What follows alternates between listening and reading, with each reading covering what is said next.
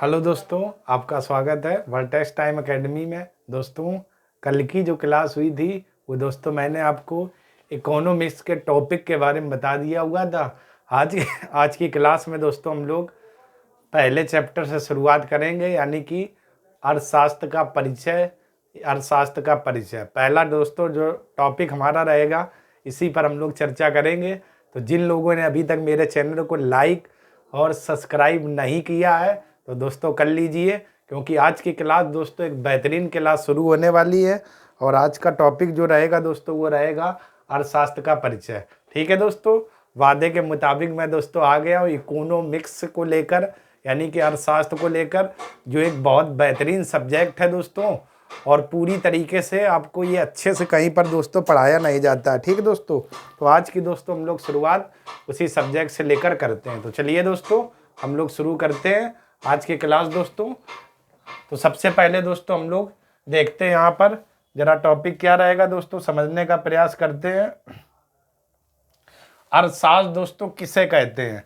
तो दोस्तों हम लोग अगर बात करें तो ये दोस्तों जो अर्थशास्त्र आप शब्द देख रहे हो दोस्तों, ये दो शब्दों से मिलकर बना है। और वो दो शब्द दोस्तों कौन कौन से हैं जरा देखते हैं। अर्थशास्त्र आपका दो शब्दों से मिलकर बना है, दो शब्दों से मिलकर बना है। एक दोस्तों एक है आपका अर्थ और दूसरा दोस्तों शब्द क्या है? शास्त्र। ठीक है दोस्तों, अर्थ और दूसरा दोस्तों क्या? शास्त्र। इन दो शब्दों से मिलकर दोस्तों हमारा अर्थशास्त्र बना हुआ है। एक शब्द दोस्तों अर्थ और दूसरा है शास्त्र। इस अर्थ का दोस्तों जो अर्थ होता है वो होता है दोस्तों धन। और इधर जो शास्त्र का अर्थ होता है दोस्तों वो क्या होता है? अध्ययन। ठीक है दोस्तों, क्या होता है? अध्ययन। ठीक है दोस्तों, तो यहाँ पर ध्यान रखिएगा, अर्थशास्त्र दो शब्दों से मिलकर बना है, जिसमें से दोस्तों अर्थ का अर्थ होता है धन और शास्त्र का अर्थ होता है अध्ययन। ठीक है दोस्तों, तो यहाँ से दोस्तों हम लोग परिभाषा क्या निकाल लेंगे जरा देखना। धन के अध्ययन को अर्थशास्त्र कहते हैं, यानी कि धन के अध्ययन को अर्थशास्त्र कहते हैं। धन के अध्ययन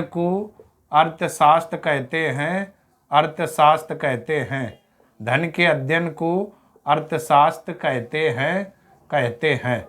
ठीक है दोस्तों, यानी क्या परिभाषा हो जाएगी? धन के अध्ययन को अर्थशास्त्र कहते हैं। ठीक है दोस्तों, ये परिभाषा आपकी हो गई। धन का अध्ययन दोस्तों क्या कहलाता है? अर्थशास्त्र कहलाता है।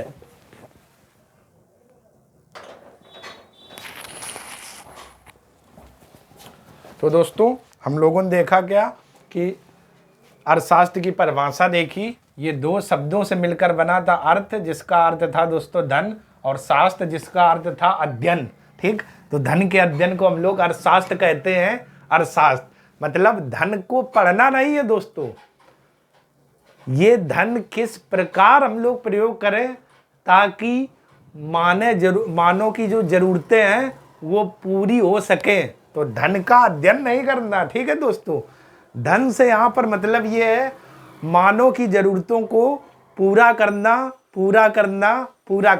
ठीक है दोस्तों, तो यहाँ पर ये मतलब है। तो अर्थ शास्त्र दो शब्दों से मिलकर बना हुआ है दोस्तों।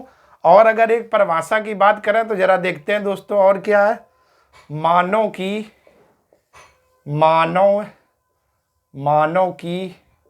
आर्थिक क्रियाओं का अध्ययन।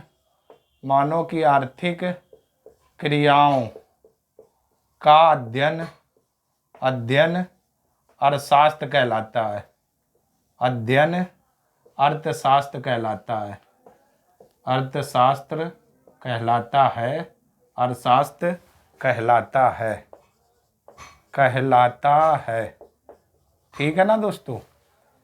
तो दोस्तों यहाँ पर जरा देखिए, दो मैंने आपको परिभाषाएं दे दी अर्थशास्त्र की। पहली क्या है? धन के अध्ययन को अर्थशास्त्र कहते हैं, और ये परिभाषा दोस्तों इन दोनों शब्दों से निकलकर आई हुई थी। दूसरी दोस्तों क्या है? मानव की आर्थिक क्रियाओं का अध्ययन अर्थशास्त्र कहलाता है। अब दोस्तों यहाँ पर मुद्दा ये उठा कि आर्थिक क्रियाएं किसे कहते हैं। तो दोस्तों हम लोग बात करें तो आर्थिक क्रियाओं का दोस्तों जो डायरेक्ट संबंध है वो दोस्तों धन से संबंधित है। यानी आर्थिक क्रियाओं का संबंध धन से संबंधित है, जिसका अर्थ है मानव अपनी जरूरतों को पूरा कर सके, पूरा कर सके, पूरा कर सके। तो यहां पर दोस्तों हम लोग बात करें आर्थिक क्रियाओं को लेकर, तो आर्थिक क्रियाएं दोस्तों हैं उसका संबंध धन से है। और दोस्तों धन से है इसका मतलब यह है कि मानव दुर्लभ संसाधनों का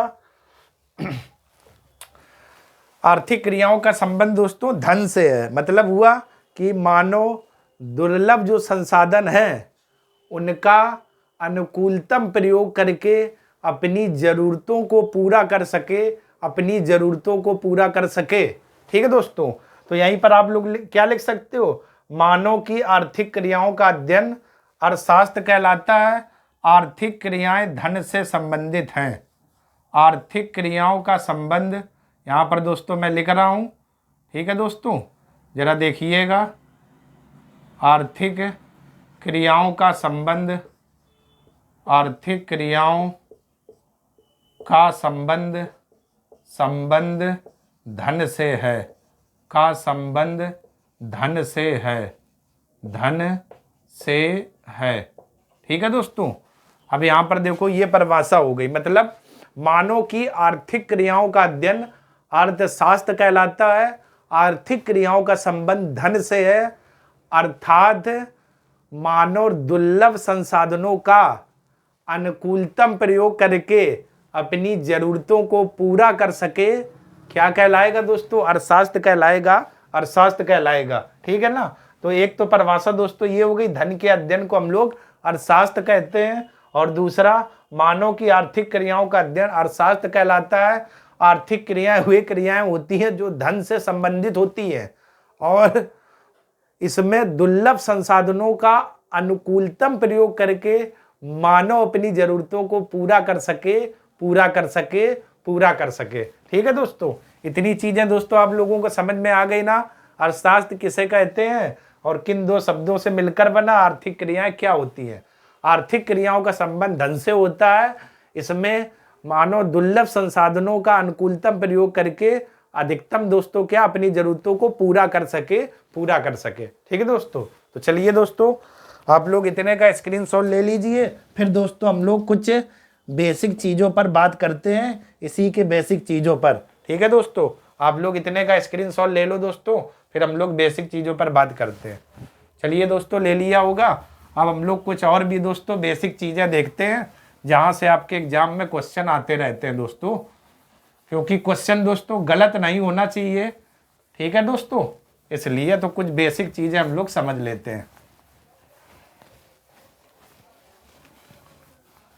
चलिए दोस्तों अब हम लोग बात कर लेते हैं अर्थशास्त्र के बारे में, कुछ बेसिक चीज़ें और कौन कौन सी हैं और इनका प्रयोग या उपयोग कैसे करना है। तो अभी तक दोस्तों हम लोगों ने अर्थशास्त्र में परिभाषा के बारे में बात की। अब दोस्तों हम लोग देखते हैं क्या है यहाँ पर, और देखते हैं दोस्तों अर्थशास्त्र का जनक, अर्थशास्त्र का जनक, अर्थशास्त्र का जनक, जनक, जनक, जनक एडम स्मिथ को कहा जाता है। जनक Adam Smith, Adam Smith, Adam Smith. ठीक है दोस्तों, अर्थशास्त्र का जनक किसे कहा जाता है, एडम स्मिथ। ये दोस्तों जरा देखना, और एडम जो स्मिथ थे दोस्तों ये कहाँ के रहने वाले थे, स्कॉटलैंड के, स्कॉटलैंड के। अर्थशास्त्र का जनक एडम स्मिथ को कहा जाता है, कहा जाता है। ठीक है दोस्तों, तो इसका मतलब पहला दोस्तों यही क्वेश्चन बन गया कि अर्थशास्त्र का जनक किसे कहते हैं।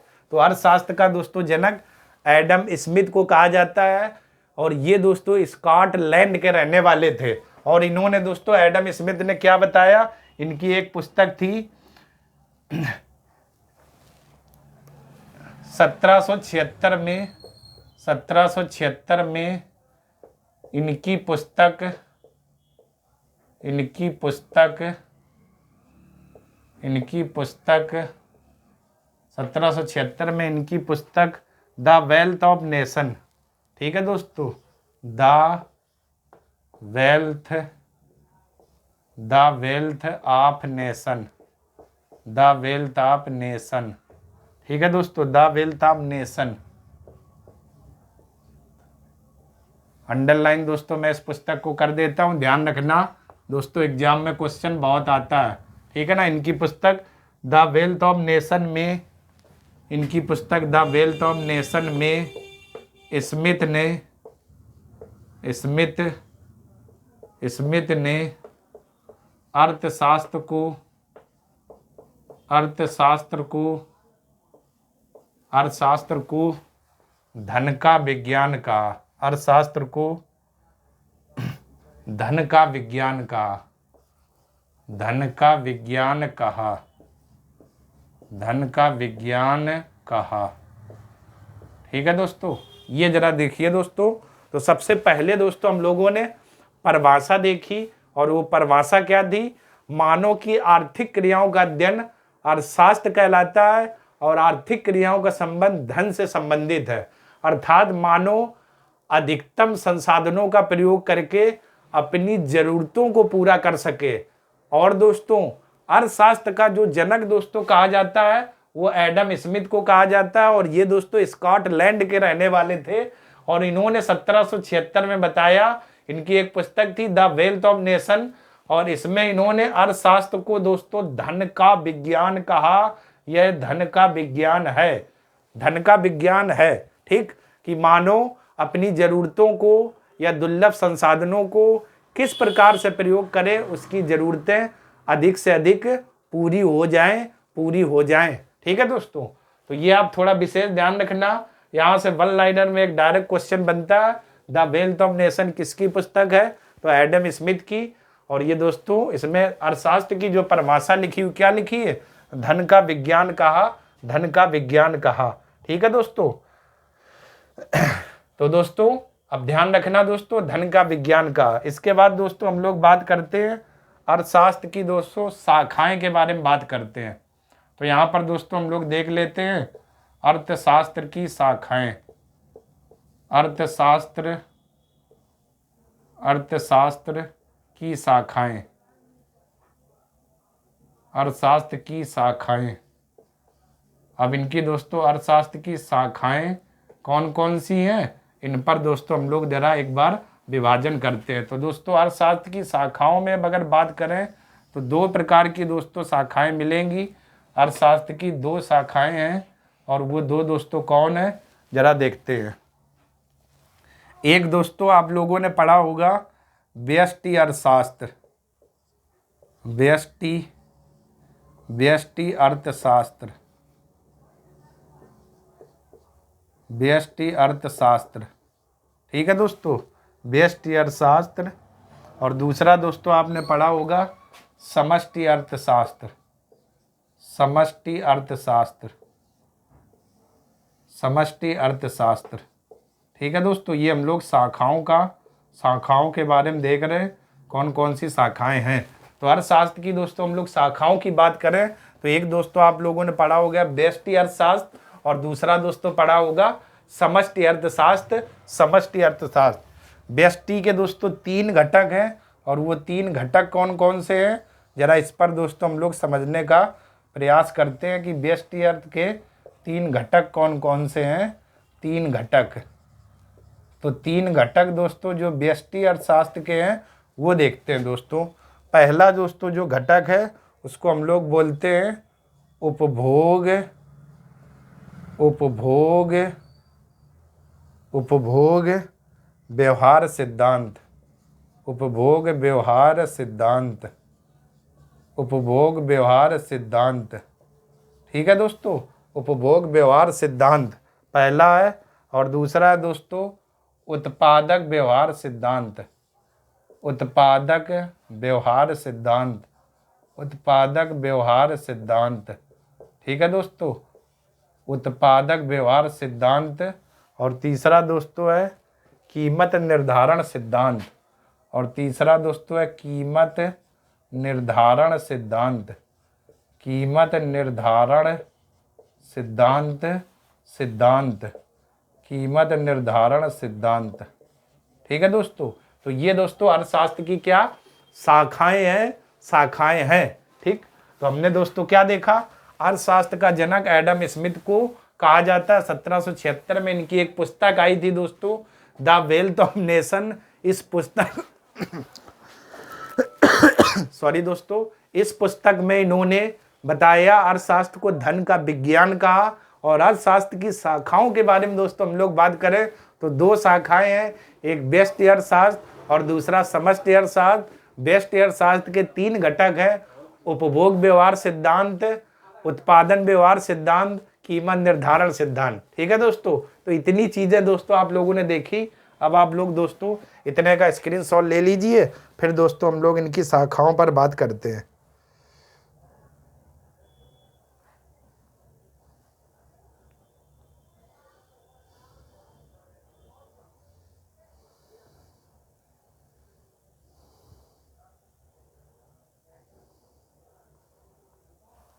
चलिए दोस्तों स्क्रीनशॉट आप लोग ले लो।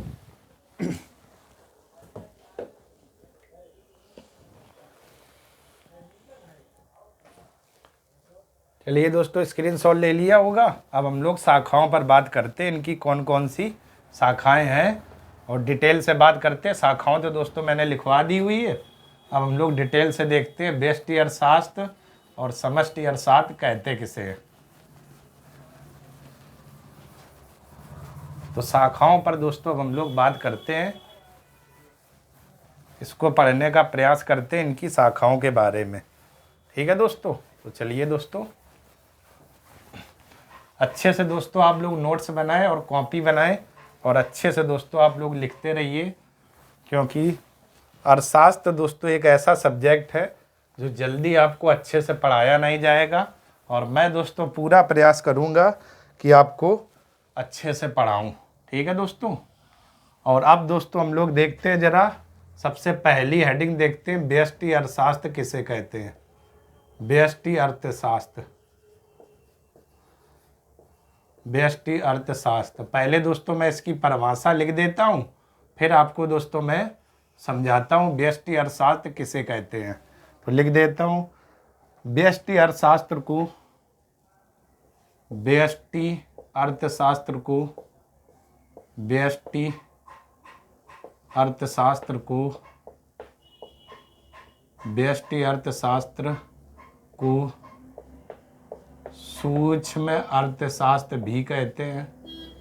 सूक्ष्म अर्थशास्त्र कहा जाता है। अर्थशास्त्र, सूक्ष्म अर्थशास्त्र कहा जाता है, कहा जाता है। पहले दोस्तों मैं लिख रहा हूं, फिर आपको समझाऊंगा। जहां जहां एक व्यक्ति कॉमा एक फर्म, एक व्यक्ति एक फर्म या एक कंपनी, या एक कंपनी, या एक कंपनी के उत्पादन कॉमा उपभोग और वितरण, उत्पादन कॉमा उपभोग और वितरण, और वितरण, और वितरण, और वितरण संबंधी, और वितरण संबंधी, और वितरण संबंधी प्रक्रिया का अध्ययन किया जाता है। वितरण संबंधी प्रक्रिया, वितरण संबंधी प्रक्रिया का अध्ययन किया जाता है, का अध्ययन किया जाता है, का अध्ययन किया जाता है, किया जाता है। ठीक है दोस्तों, अब हम लोग देखते हैं और समझते हैं। देखो दोस्तों, यहाँ पर वर्ड और देखना लिखा हुआ है व्यष्टि अर्थशास्त्र, और लिखा हुआ है व्यष्टि अर्थशास्त्र को सूक्ष्म अर्थशास्त्र कहते हैं। जहाँ एक व्यक्ति, एक फर्म, एक कंपनी के उत्पादन, उपभोग और वितरण संबंधी प्रक्रियाओं का क्या दोस्तों, अध्ययन किया जाता है। अध्ययन मतलब दोस्तों क्या हुआ, जैसे इसका दोस्तों समझना, जैसे मैं हूं और मैंने, दोस्तों मैं इसका एग्जाम्पल बता रहा हूं, समझने का प्रयास करना। जैसे दोस्तों मैं हूं और मैंने एक कंपनी भारत में अपनी खोल दी, ठीक सॉरी दोस्तों, मैंने एक कंपनी भारत में खोल दी और मैंने देखा उस कंपनी में कितना उत्पादन किया जाएगा और कितना उपभोग किया जाएगा और कितना वितरण किया जाएगा। ये मैंने अपनी कंपनी को काम सौंप दिया, ठीक है ना। मैंने कंपनी खोली और देखा उस कंपनी में कितना हमें उत्पादन करना, कितना उपभोग करना और कितना वितरण करना है, ठीक है दोस्तों। इन 3 चीज़ों के बारे में हम लोगों को अध्ययन करना है, ठीक। मैंने कंपनी खोल दी और मैं जब भी दोस्तों जाता हूँ उस कंपनी में तो मैं पूछता हूँ, बताएं भाई कितना उत्पादन किया गया है, कितना उपभोग, कितनी खपत हो गई है दोस्तों, कितना वितरण किया गया है। तो मैंने उस कंपनी से पूछा, यानी सिंगल मैं हूँ, मैं और कंपनी मैंने देश में खोल दी है और मैं पूछ रहा हूँ। तो ये दोस्तों जो मैंने एग्जाम्पल दिया हुआ है, ये जो आपका अर्थशास्त्र है, ये व्यष्टि अर्थशास्त्र कहलाएगा। और वहीं पर मैंने एक कंपनी अपने देश में खोली और एक जापान में खोली, एक रूस में खोली, एक चीन में खोली और एक सऊदी अरब में खोली। और फिर मैं बैठ करके पहले अपने देश वाली कंपनी के पूछता हूँ, बताएं भाई कितना उत्पादन, वितरण, उपभोग किया। फिर जापान वाले कंपनी को कॉल करता हूँ, फिर रूस वाले, फिर सऊदी अरब वाले। तो ये व्यापक स्तर पर दोस्तों हो गया। वो दोस्तों हमारा कहलाएगा समष्टि अर्थशास्त्र। यानी समष्टि और व्यष्टि में आप लोग अंतर समझ रहे होंगे। किसी व्यक्ति ने, मान लेते किसी व्यक्ति ने एक कंपनी खोली, ठीक, और उसी में सारे उसके उत्पादन हो रहा, उपभोग और वितरण हो रहा। तो ये जो एग्जाम्पल है ये व्यष्टि अर्थशास्त्र के अंतर्गत आता है। इसमें लिखा हुआ जहां एक व्यक्ति काम करे, एक व्यक्ति, एक फर्म और एक कंपनी, ठीक, यही लिखा हुआ है।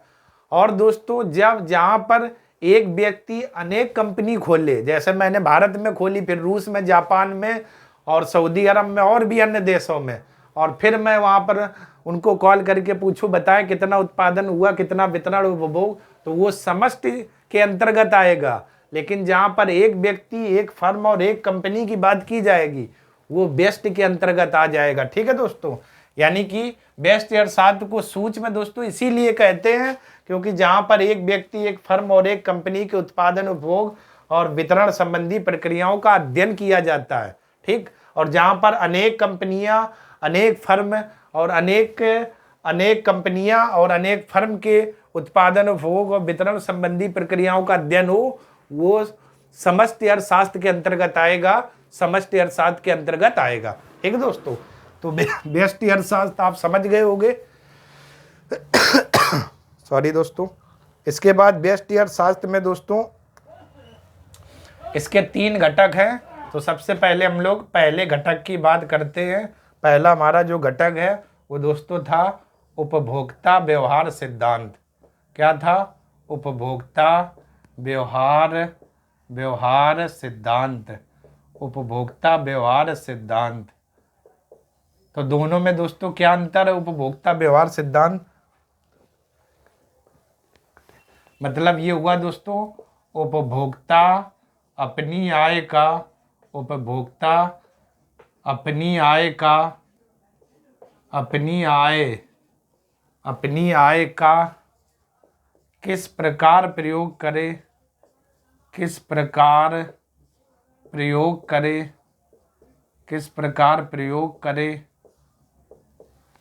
उपभोक्ता अपनी आय का किस प्रकार प्रयोग करे कि वह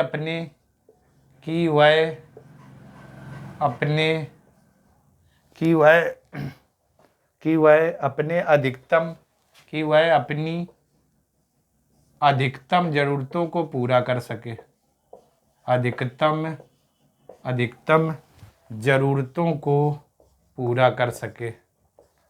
अधिकतम जरूरतों को पूरा कर सके। ठीक है दोस्तों। और ये सिद्धांत दोस्तों क्या कहलाता है? उपभोक्ता व्यवहार सिद्धांत। ठीक है ना, उपभोक्ता, ठीक, मतलब उपभोक्ता मैं हो गया। अब मैं अपनी आय का किस प्रकार प्रयोग करूं, या किस मात्रा में वितरित करूं, या किस प्रकार से खर्च करूं, या कैसे खर्च करूं, और कितना मुझे बचाना और कितना खर्च करना है, ताकि जो मेरी जरूरतें हैं वो, ताकि वह अपनी अधिकतम जरूरतों को क्या पूरा कर सके। मान लेते मुझे 10,000 रुपये सैलरी के रूप में मिलता है। अब मैं इन 10,000 रुपयों को या अपनी आय को किस प्रकार खर्च करूं या प्रयोग करूं, ताकि मेरे अधिकतम जो जरूरतें हैं वो पूरी हो जाए। ये सिद्धांत दोस्तों क्या कहलाता है? उपभोक्ता व्यवहार सिद्धांत। उपभोक्ता व्यवहार सिद्धांत, यहीं से आप दोस्तों समझ सकते हो उपभोक्ता व्यवहार सिद्धांत कहलाता है। ठीक है दोस्तों। इसके बाद हम लोग दोस्तों दूसरा अगर बात करें तो दूसरा दोस्तों हमारा जो था वो था उत्पादक व्यवहार सिद्धांत। वो दोस्तों था उत्पादक व्यवहार सिद्धांत। उत्पादक व्यवहार सिद्धांत। उत्पादक व्यवहार सिद्धांत। ठीक है दोस्तों, ये हमारा दूसरा है। इस पर घटक पर बात कर लेते हैं। तो दोस्तों जरा इसकी पहले परिभाषा लिखते हैं। इसके अंतर्गत यह अध्ययन किया जाता है। इसके अंतर्गत यह अध्ययन किया जाता है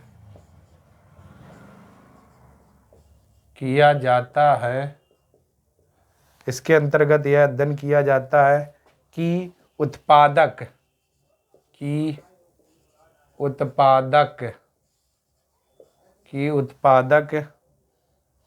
किन वस्तुओं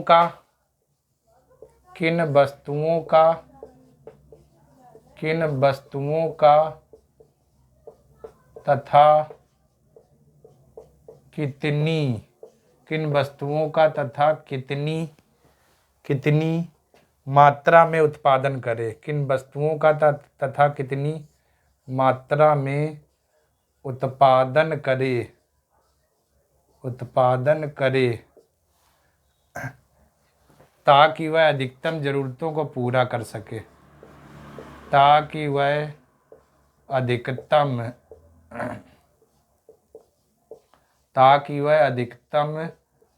जरूरतों को पूरा कर सके।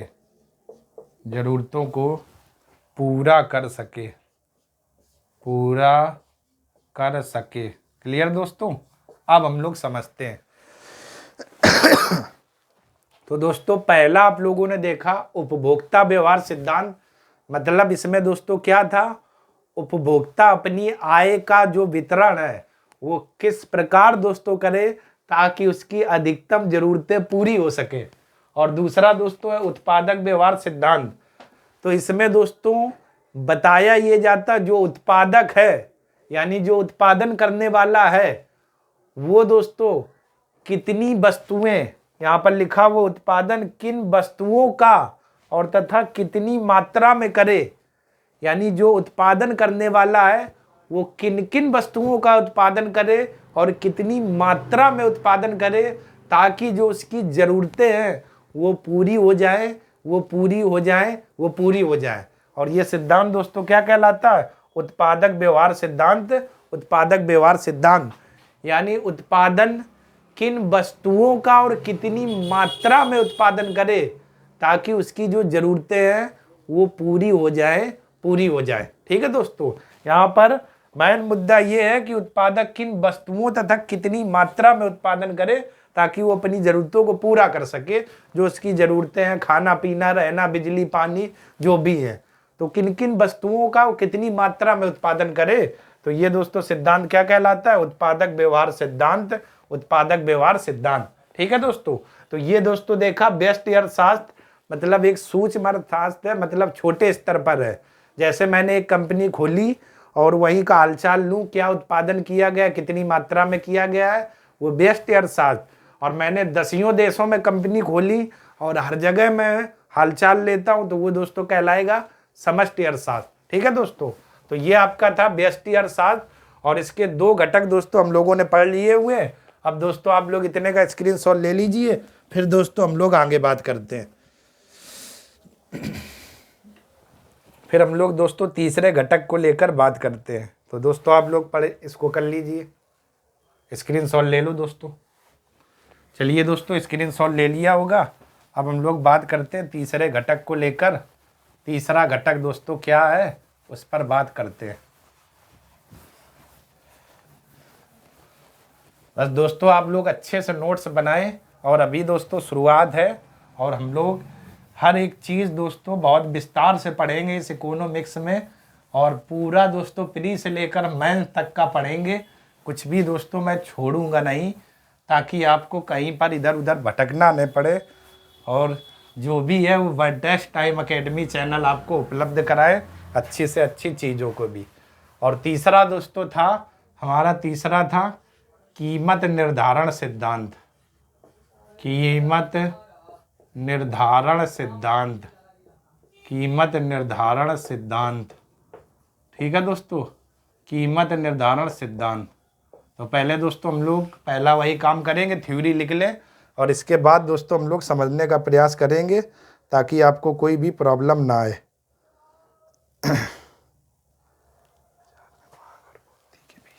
तो दोस्तों पहले लिखते हैं, बाजार में मांग और पूर्ति के बीच, मांग और पूर्ति के बीच, मांग और पूर्ति के बीच,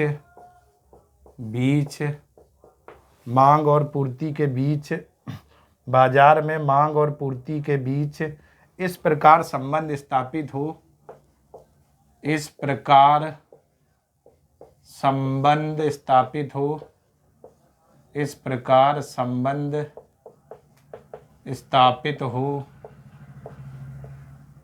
स्थापित हो, इस प्रकार संबंध स्थापित हो कि वस्तुओं और सेवाओं की, वस्तुओं और सेवाओं की, वस्तुओं और सेवाओं, वस्तुओं और सेवाओं की, वस्तुओं और सेवाओं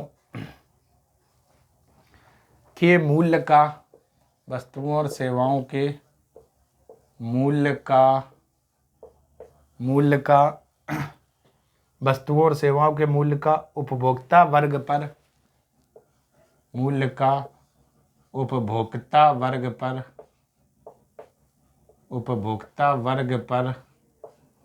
वर्ग पर प्रतिकूल प्रभाव पड़े, प्रतिकूल प्रभाव पड़े, प्रतिकूल प्रभाव पड़े, ठीक है दोस्तों। अब दोस्तों जरा देखिएगा मतलब क्या हुआ, इसका समझने का प्रयास करते हैं। दोस्तों यहाँ पर 2 शब्द आए हुए हैं, एक लिखा हुआ मांग और दूसरा लिखा हुआ पूर्ति, ठीक है दोस्तों। मतलब जो अपना बाजार है इसमें मांग और पूर्ति के बीच संबंध स्थापित करना, मतलब डिमांड और सप्लाई के बीच में। डिमांड यानी हमारी मांग कितनी है और सप्लाई यानी हमारी पूर्ति कितनी है।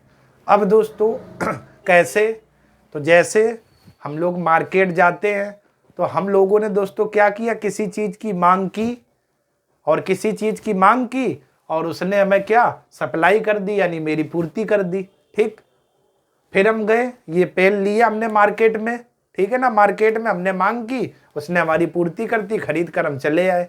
लेकिन कभी कभार दोस्तों क्या होगा, ये जो वस्तु है इसकी पूर्ति नहीं है लेकिन मांग ज़्यादा हो जाएगी, और जब वस्तु की पूर्ति है नहीं और मांग हो रही ज़्यादा तो इसका मतलब महंगाई बढ़ जाएगी, महंगाई बढ़ जाएगी, ठीक है दोस्तों। वर्डिंग को दोस्तों समझना, मांग और पूर्ति। पहले दोस्तों क्या है, मैंने छोटा सा एग्जाम्पल लेते, टमाटर है वो हर जगह मार्केट में उपलब्ध है, हम गए और 10 रुपए के ले आए, कोई दिक्कत नहीं। तो जो उपभोक्ता है, जो खरीद रहा है, उस पर कोई भी प्रतिकूल प्रभाव ना पड़े, ठीक है दोस्तों, मतलब ठीक। लेकिन क्या हुआ, धीरे धीरे टमाटर की जो पूर्ति है वो दोस्तों कम होने लगी और टमाटर की मांग है ज़्यादा। और आप जब बताएं किसी वस्तु की मांग है ज़्यादा और पूर्ति हो नहीं पा रही, तो इसका मतलब उसके वस्तु की कीमत में वृद्धि हो जाएगी, यानी महंगाई बढ़ जाएगी। और महंगाई बढ़ने से दोस्तों क्या हो जाएगा, जो उपभोक्ता है उस पर दोस्तों बुरा असर पड़ेगा। क्यों? क्योंकि पहले वो 10 रुपए में टमाटर लाता था, अब 50 रुपए में हो गया है। तो अब वो कैसे लाएगा, या लाएगा भी कि नहीं लाएगा, वो तो यही सोचेगा कुछ सस्ता हो तब खाएंगे। तो दोस्तों यही इसमें लिखा हुआ है कि बाजार में मांग और पूर्ति के बीच ऐसा संबंध स्थापित हो ताकि उपभोक्ता वर्ग पर प्रतिकूल प्रभाव पड़े, अच्छा प्रभाव पड़े, विपरीत ना हो, अनुकूल प्रभाव ना हो, प्रतिकूल प्रभाव पड़े। ठीक है दोस्तों, ये सिद्धांत दोस्तों हमारा क्या कहलाता है, कीमत निर्धारण सिद्धांत। ठीक, इसके बाद दोस्तों हम लोग आगे की अगर बात करें तो दूसरा दोस्तों जो हमारा था वो दोस्तों था क्या, दूसरा तो दोस्तों हमारा था वो था समष्टि अर्थशास्त्र। ठीक है दोस्तों, 3 घटक हमने पढ़ लिए व्यष्टि अर्थशास्त्र के। अब दोस्तों हम लोग बात कर रहे समष्टि अर्थशास्त्र, समष्टि अर्थशास्त्र। ठीक है दोस्तों, तो अब दोस्तों हम लोग देखते हैं समष्टि अर्थशास्त्र किसे कहते हैं। तो इसको दोस्तों जरा हम लोग समझने का प्रयास करते हैं समष्टि अर्थशास्त्र को। तो जरा देखते हैं दोस्तों, इसे पहले लिख लेते हैं। इसे बृहद अर्थशास्त्र भी कहते हैं, बृहद अर्थशास्त्र भी कहते हैं, इसे बृहद अर्थशास्त्र भी कहते हैं, भी कहते हैं। ठीक, बृहद अर्थशास्त्र भी कहते हैं, जिसमें संपूर्ण देश के उत्पादन, संपूर्ण देश के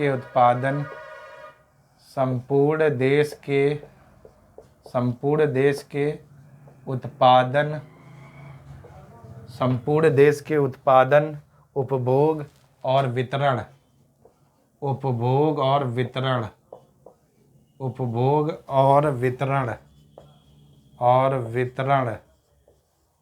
संबंधी प्रक्रियाओं का अध्ययन किया जाता है। वितरण संबंधी प्रक्रियाओं का अध्ययन किया जाता है, प्रक्रियाओं का अध्ययन किया जाता है, अध्ययन किया जाता है, अध्ययन किया जाता है। जैसे गरीबी, बेरोजगारी, राष्ट्रीय आय, जैसे गरीबी, बेरोजगारी, राष्ट्रीय आय। ठीक है दोस्तों, ये कुछ इसके क्या हो गए दोस्तों, एग्जाम्पल हो गए, एग्जाम्पल। ठीक, तो आप जरा दोस्तों समझते हैं, देखना जब आपने व्यष्टि अर्थशास्त्र पढ़ा था तो उसमें संपूर्ण देश की बात नहीं की थी, किसी एक व्यक्ति, किसी एक कंपनी और किसी एक फर्म के उत्पादन, उपभोग और वितरण संबंधी क्रियाओं का अध्ययन किया जाता था। लेकिन यहाँ पर समष्टि जो अर्थशास्त्र है इसे बृहद अर्थशास्त्र भी कहते हैं, जिसमें संपूर्ण देश के उत्पादन, उपभोग और वितरण संबंधी प्रक्रियाओं का अध्ययन किया जाता है। जैसे दोस्तों सॉरी दोस्तों, ये जो गरीबी है, तो गरीबी दोस्तों हम लोग किसी एक व्यक्ति या किसी एक कंपनी या किसी एक फर्म से नहीं निकालते हैं, संपूर्ण देश को दोस्तों आधार मानकर तब हम लोग गरीबी का आंकड़ा अपने यहाँ प्रस्तुत किया जाता है। वही दोस्तों बेरोजगारी है। ठीक, वही दोस्तों क्या, राष्ट्रीय आय है। ठीक, तो राष्ट्रीय आय पूरे देश की निकलती है दोस्तों, किसी एक फर्म या किसी एक कंपनी की नहीं निकाली जाती, जैसे हम लोगों ने व्यष्टि अर्थशास्त्र में पढ़ा था। तो समष्टि अर्थशास्त्र मतलब व्यापक स्तर पर उत्पादन, उपभोग और वितरण करें, और व्यष्टि अर्थशास्त्र पर किसी एक व्यक्ति, किसी एक कंपनी, किसी एक फर्म पर हम लोग अध्ययन करें। ठीक है दोस्तों, तो ये दोस्तों थी अर्थशास्त्र की शाखाएं, और आप लोगों ने दोस्तों देखा और समझा। कल की क्लास में दोस्तों जो होगी हम लोग बात करेंगे प्राथमिक क्षेत्र, अर्थव्यवस्था के क्षेत्र, द्वितीयक क्षेत्र, तृतीयक क्षेत्र, जीडीपी में योगदान, और इसके बाद अर्थव्यवस्था के प्रकार की बात करेंगे, फिर अर्थव्यवस्था की समस्याएं। ठीक, इन सभी बिंदुओं पर दोस्तों हम लोग कल की क्लास में बात करेंगे। अब दोस्तों आप लोग इतने का स्क्रीनशॉट ले लो ठीक है दोस्तों, चलिए दोस्तों स्क्रीनशॉट ले लो आप लोग। तो चलिए दोस्तों, अगर दोस्तों मेरी आज की क्लास आपको पसंद आई हो और आपको अच्छा लगा हो दोस्तों, तो दोस्तों चैनल को लाइक करें, सब्सक्राइब करें और ज़्यादा से ज़्यादा दोस्तों शेयर करिएगा। तब तक के लिए दोस्तों आप सभी लोगों का बहुत बहुत धन्यवाद। धन्यवाद दोस्तों।